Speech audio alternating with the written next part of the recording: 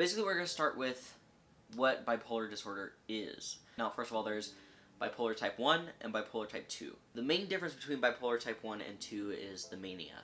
So in bipolar 1, there is regular mania, and then there's bipolar 2 that has hypomania. And hypomania is basically mania, but less severe. So if you're wondering, I have bipolar type 2. I also suspect, I don't know for sure, but it's considerable, that I have rapid cycling bipolar disorder. And rapid cycling bipolar disorder means that you have manic or depressive episodes more than 4 times a year. There seems to be a very big, for a long time too, a misconception on what bipolar disorder actually is. I have heard people around me refer to themselves as bipolar when they can't make a decision, or they're, happy, then all of a sudden sad. But it's something so minor that doesn't even compare to actual bipolar disorder, and that really creates a negative stigma, especially when you think about all of the symptoms that come with bipolar disorder that aren't mood swings. And those are what I call ugly symptoms. And I call them ugly symptoms because they are the kind of symptoms that, the way I could describe it is, people support you in your mental illness until the ugly symptoms come out and it scares people, and then they don't like you anymore. It is kind of the best way I can describe that. Ugly symptoms include things like psychosis, which does come with bipolar disorder. And psychosis is, one of the most common psychosis symptoms is hallucinations. And that's visual, auditory, tactile, and even taste. Psychosis is also not just hallucinations, it can also be very disorganized or racing thoughts, disorganized speech or behavior, inappropriate reactions to things, paranoia, delusions, which is believing something that isn't true. Bipolar disorder is also called manic depressive disorder, and that's comes from, I believe, episodes of mania and episodes of depression. Basically, you can kind of get that mania is up and depression is down. So in my manic episodes, I have hallucinations, especially visual and tactile. I don't really have auditory, or I have some auditory hallucinations, but not at the same level as visual or tactile. I especially get shapes and blobs and stuff in my peripheral and all over the place. I see things moving that shouldn't be moving. The tactile hallucinations is almost always bugs crawling on my skin. I talk too fast. I have too much energy. Part of the too much energy is that I don't really feel like sleeping, which is obviously very bad for me, but it also comes down to, I will get tired, but because I don't want to go to sleep, I will go out to the store and pick up energy drinks and then drink a bunch of energy drinks and try to stay up that night, which goes on to another symptom that I have during my manic episodes, which is dissociation. And dissociation happens when I don't get sleep. Dissociation is the feeling of not being in your body, pretty much. So a really common way that it's described is watching yourself do things. A really big part of my manic episodes, which is really strange, I don't know how many other people go through this, I don't really talk to many people who also have bipolar, I get the very strong urge to just leave. When I am manic, I want to leave the state or even leave the country. I just want to drive, I want to get a hotel room, I want to spend a bunch of money, I want to not tell anybody that I'm leaving and just be by myself. I don't know if that's an isolation thing, or if that's a recklessness thing, but when I'm manic, that is such a strong urge that I get every single time. Another thing about mania, I get really irritable very fast. My depressive episodes have a lot of general depression, but it's also very heavy depression. I feel really drowsy and fatigued. I want to stay in bed all day. I have problems with self-care. When I'm really, really depressed or in an episode, I don't really take showers. I don't do my laundry. I get really low energy. I have a really hard time concentrating, which is especially hard in school. I'm a college student, so when I can't concentrate on what's going on in the classroom, then how am I supposed to get my homework done? How am I supposed to turn in my assignments on time? How am I supposed to take in any of the information that I'm being given? I also get a big loss in interest of things that I normally like. I'll stop drawing for a long time, or I will stop even watching YouTube videos I normally like, or I'll stop watching shows that I like, or I'll not even do anything entirely. I'll just lay in bed and sleep. It has worried people before when I'm feeling really down, and one of the last times that I was really bad, I found out that the one thing that made me feel better was designing, which is what I'm in school for. And so I started doing this project, and Raven, my fiance, she noticed that I was designing almost all of the day, every day. And she was saying, well, that happens to me, her, when I'm not feeling well. And because she's experienced that same kind of feeling, she was really worried about me. And then it's this kind of weird thing, school and work really helped me. So when school started again, because this was over a break, when school started again, I felt a lot better. But that time was spent doing almost nothing but one thing. And everything else didn't really matter, and I didn't really have much interest in anything else. That project, which I never even finished, was so important because it was the only thing that I thought could make me feel any better. And it looks cool. I mean, at least something good came out of it. Here is the cover that I was working on. Here is a page spread that I was working on. How do I cope? And that's really hard to talk about because for a very long time I didn't have a way to cope. I went to therapy, and therapy didn't work, and then I saw another therapist, and that therapist didn't work, and then, went through all this stuff, and I think the big thing was that any therapist I went to, because I was so young when my symptoms came around, would not believe me.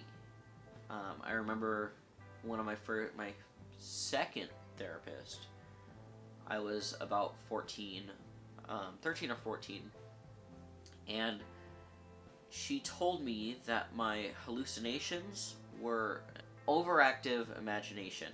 I think she said that because I was so young, and she thought maybe I didn't really know what was wrong with me. It's not an overactive imagination, I guarantee you that, and it has bled through my entire life. And that made me angry because I was not receiving the help that I needed. But the first therapist that actually listened immediately gave me medication, and that's the meds that have worked the best for me. I'm on a pretty generic bipolar cocktail, as they call it, which is a bunch of different meds put together. I take 4 medications, and they keep me stable, and they have helped me be happy in life, and I'm very grateful for that. One of the meds that she prescribed me that I don't take anymore because I don't need it anymore was something called naltrexone. And she prescribed it to me because I was addicted to self-harm. If you were to ever, look at my arms or my legs in the light, you would see lots and lots of scars. It was consuming my life, was what self-harm was doing. And then I would stop for a little bit, and then I'd say, okay, I'm gonna stop, and then the minute I started again, it would just be over. So she prescribed me this drug, naltrexone, which is a drug used for stopping relapse urges in drug addicts and alcoholics. So this was like serious.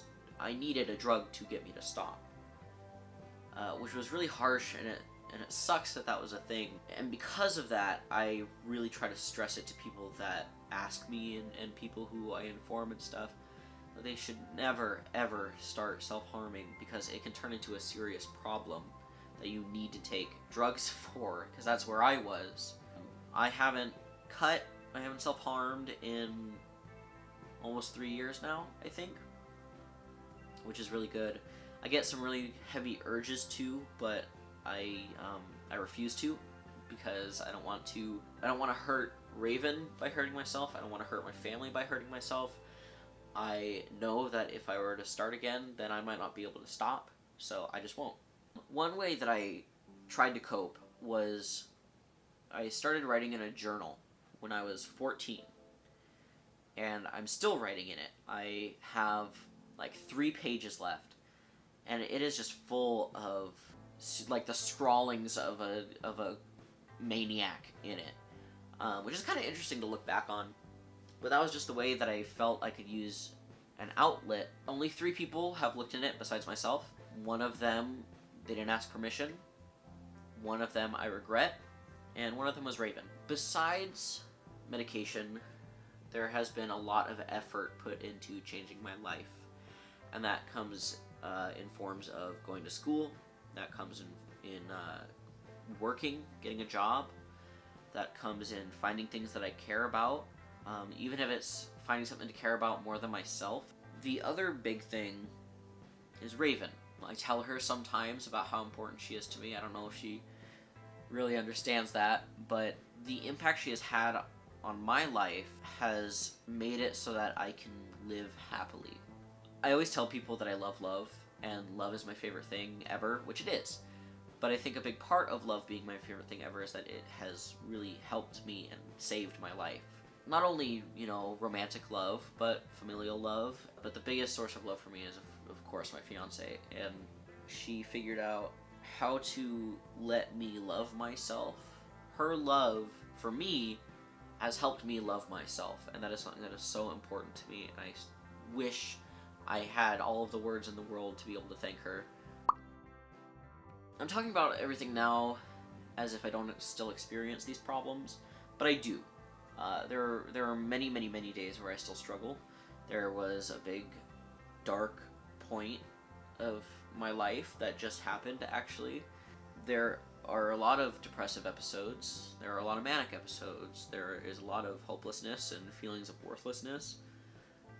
But I think what helps me almost the most is knowing that it's temporary. I didn't know that before, but now I know it's temporary. It's not going to last forever. When I think about it, all these bad parts that I have, well, all those bad parts are necessary to feel the good parts. And when the good parts are coming around, they're effing incredible. They're amazing. They're the best parts that I could ever have. I know what it feels like to be happy, and I'm very grateful for that.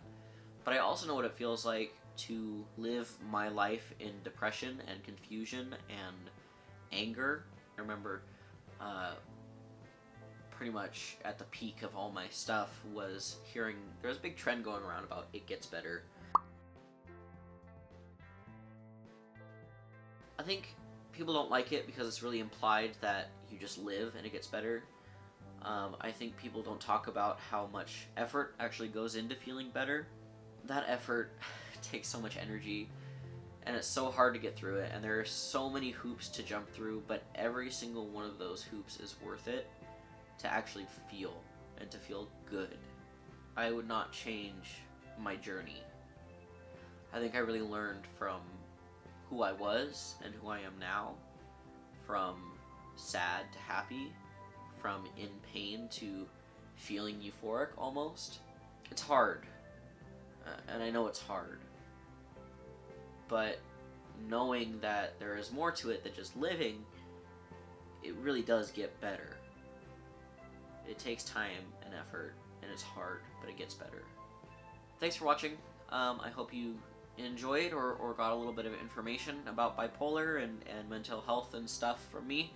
That was just a little bit of my story. Remember to like, comment, subscribe if you would like to. Follow my Twitter at Nick Has a Channel, and I'll put the link in the description. Anyway, thanks again. See you guys later.